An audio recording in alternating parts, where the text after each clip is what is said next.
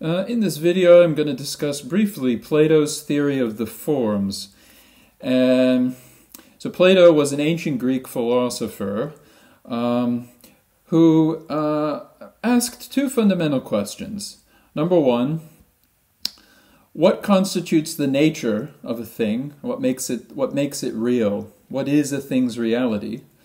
So the reality and the nature of a thing. This is the first question. And the second question, which many philosophers have asked, is what can we know? And do we have access to truth? So in order to answer this question, these two related questions, in his writings, which are written in the form of dialogues, Plato developed his theory of the forms, what is known as the theory of the forms.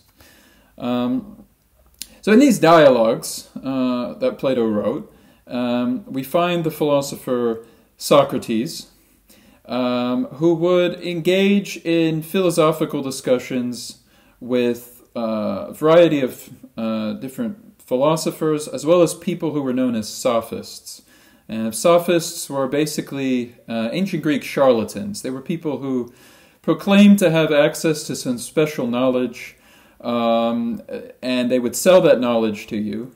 But really they were kind of like scam artists. And what Socrates would do is he would engage in a kind of dialogue with them in order to point out absurdities and contradictions in their arguments. And his goal in doing so was to move thought away from false opinions and false beliefs and towards the truth, which Plato believed was the proper object of philosophical discussion and philosophical reasoning.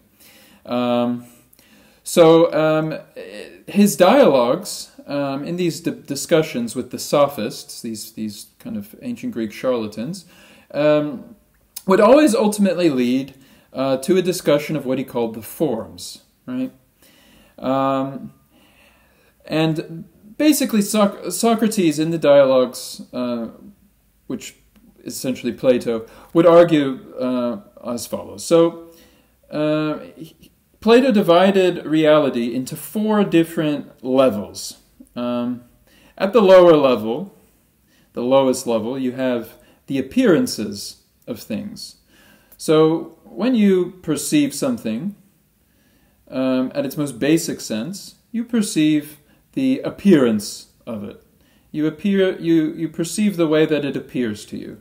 So, for example, if you're you're seeing someone doing a certain action, such as giving and helping someone who's in need, you might say, okay, this person appears to be good.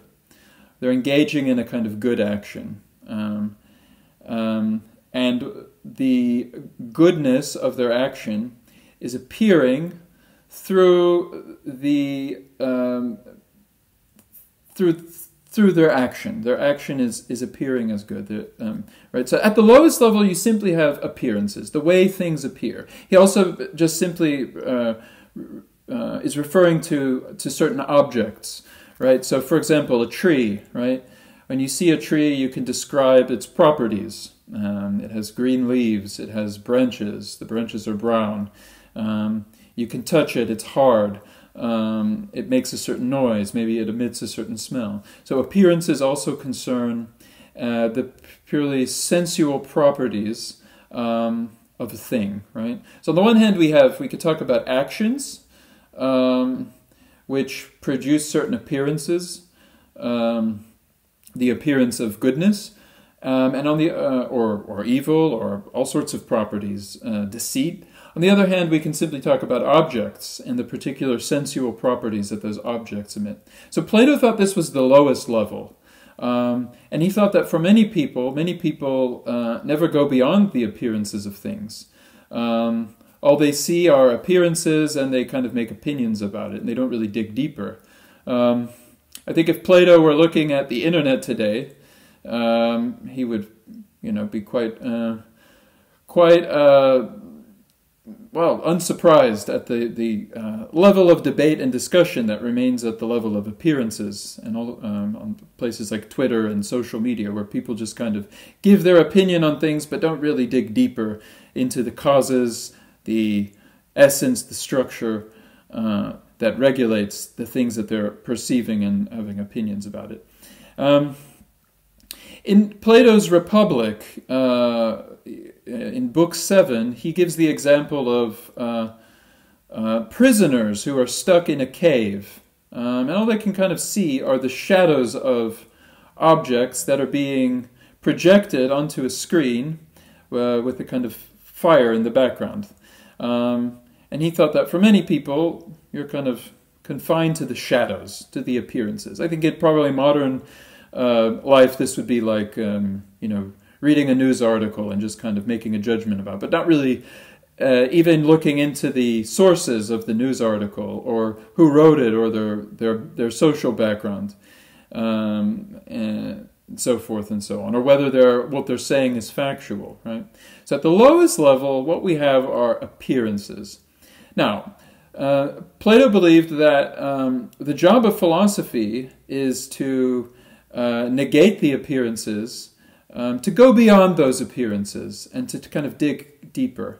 And at a most basic level, when you do that, you can kind of go up on this kind of line of knowledge. And so the second level for Plato were the objects that generate the appearances, and that the appearances depend on in order to exist, right? So I was talking about, the first example I gave was, you might see someone do a certain action and you make a certain judgment about it, like, oh, that person's very good because they're providing those who are needy with what they need. Now, if you were to dig deeper, you might start to look at the particular action that they're engaging in. So you might start to ask, what is it about giving that makes a good person good? When someone gives to the needy, what is it about their action that makes them good? Plato would think this is the second level of knowledge, because it goes beyond the kind of manifestation of their goodness. Another example would be like, the lowest level would be simply symptoms, like if you're coughing. You're coughing, and if you kind of asked, well, what kind of diseases create the cough? Okay, you might find it's hopefully not coronavirus, or maybe a cold, right? These are both things, actual real things that generate the symptom of coughing, right? A variety of other things, horrible diseases you might get, or maybe you just have an allergy and this causes you to cough. But Plato thought that at a what is called epistemological level. Epistemology is the study of knowledge. The second level of knowledge is, if you start to ask, okay, what kinds of things make you cough, then you actually are analyzing the real things, right? So the second level of knowledge is the real, actual thing that goes beyond the mere appearances, right? In the example of the tree, this is simply actually physically examining the tree, maybe doing experiments on the tree, trying to understand how trees work, but solely at a kind of very basic level. Maybe examining the wood of the tree through a microscope, So the second level of knowledge is looking at real objects and what constitutes their nature, right? And in Plato's cave, I gave this example in his Republic. He's saying that the prisoners in the cave, all they can see are the appearances generated through the shadows on the screen, right?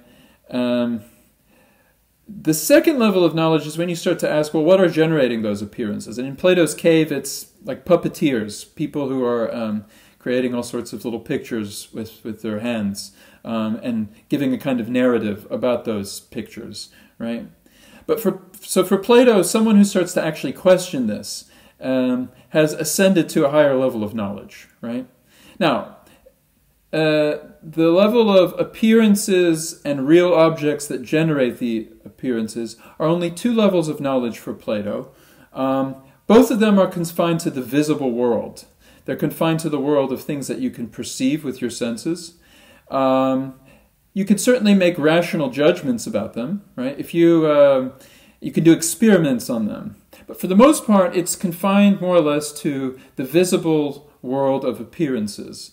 So we have appearances and real objects. Now, Plato thought that what philosophy does is it goes beyond the visible world. And he thought this is the activity of the soul, right? The soul is a kind of spiritual substance. And for Plato, it's the seat of reason. It's the seat of rational activity.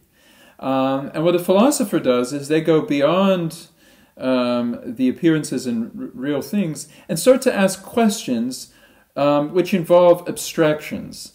And the product of these abstractions are universal judgments. And these universal judgments give you insight into truth. Right? So let's look at a few examples. So we're going to now go from the visible world of appearances and real things to the invisible world of abstractions and ultimately the fourth level of knowledge, the forms. So at the third level of knowledge for Plato goes under a variety of names, involve mathematical and universal abstractions, right? That are nonetheless confined to a particular object. Okay, so let's think about this. Suppose you're a doctor, and you're looking at a patient who is coughing. They're coughing really bad. You do a test, and you realize they have coronavirus, right? And it's when you've taken a whole bunch of samples, and you start to actually make certain scientific judgments about the nature of coronavirus and how it works. Certain inductive judgments, like if you have coronavirus, then you'll have these kind of symptoms. That for Plato is the third level of knowledge, because there are universal statements that are truthful and tell you something about coronavirus, and that can be applied to any particular case of coronavirus. So you have this virus, and anytime you have it, it will contain these properties. This is for Plato the third level of knowledge, because it's a universal judgment about a particular object. In this case, the particular object is coronavirus. Right? Another example. If we look at the good act, and we've begun asking the question, what makes a particular person good? What constitutes the nature of a good act? Why is it that when people give to the needy, what kinds of things make them good? We start to make abstract judgments that don't, in any case, involve any particular case of goodness, but nonetheless are involved in every particular type of good action. And in this case, every type of case of giving. If you're giving, why is giving a good thing to do? Then you're thinking on the level of the third level of knowledge, which involves an abstract judgment about goodness that will be present in every particular case of giving. The third example, the trees, right? If you've started, thinking about what constitutes the nature of trees, maybe you're a biologist, and you make certain kind of abstract generalizations about all trees, or about all particular properties of trees. Like, for example, the wood of the tree. Every single type of wood will contain these kind of properties. You've ascended to the third level of knowledge. To some extent, you've analyzed invisible things, right? Because these are things that are not necessarily visible. They're invisible, but they appear through the mediation of the visible object that sustains them. So to return back to Plato, in his cave, Plato actually thought you've ascended outside the cave. The prisoner who's escaped the cave and gone to the full visible world and start to ask kind of abstract questions is doing the work of the soul. And the work of the soul is precisely to ascend to these kind of abstract generalizations, right? But what I want to emphasize is the third level of knowledge for Plato still concerns particular things, particular objects, right? The case of particular good actions. If I look at all these good actions, I can say each of these actions are good because they contain such and such properties. Every single case of coronavirus will contain this and this property because it's coronavirus. And so that's the third level. The fourth level it may not even be applicable to things like coronavirus. The fourth level brings us to the forms, right? For Plato, the form of a thing is a universal, but that universal doesn't depend on any particular thing and isn't even realizing any longer about particularities. It's an abstract universal. So if, for example, you're thinking about goodness and about good actions, the form of the good isn't any particular good thing and doesn't even necessarily depend on particular examples of goodness, but is present in every particular case of goodness. When you're thinking about the form of the good, Plato would say you're no longer thinking about any particular good actions. The form of the good is something entirely spiritual and doesn't depend on any particular bodily representation of goodness. The example that Plato frequently gives in his writings is the case of beauty. If you start to think about beautiful objects and you engage in this kind of abstract thing, the form of the beautiful is not dependent on any particular beautiful thing, but is what makes all beautiful things the kind of thing that they are. And Plato thought that was the highest level of reasoning, and is the particular philosophical type of investigation. And Plato thought that when you engage in this high level of philosophical reasoning, you're doing the pure work of the soul. And the work of the soul is a purely abstract philosophical activity where you've detached entirely from the world of bodies, from the world of physical things, and are entirely thinking in, number one, universals, so the form of the good, the equal, the just, the good, the true, the form of truth. And what Plato thought was that every single particular thing that exists, whether it's a beautiful thing or a good action, a beautiful person, an equal set of lines, is an imperfect reproduction of its form. And the job of philosophy is not to remain confined to particular things as well as to opinions, but is entirely a work of the soul to think about the universal forms that regulate reality and sustain it. Okay, now, I know this is maybe very difficult, but that's essentially what he thought. And to return to our question, what can we know? Plato thought that the soul, when it dies and when it leaves the body, he believed in a kind of reincarnation things, goes to the realm of the forms. The forms, for Plato, are in a kind of abstract metaphysical space. The forms don't exist in the world, but are this kind of absolutely transcendent space. And what Plato thought is the soul, when it leaves the body, goes to the forms, and it knows everything. It knows what it means to be beautiful, to be good, to be true. And he thought that when you're born, your soul enters the body, and the body, which remains confined to particular things, forgets everything that it learned when it was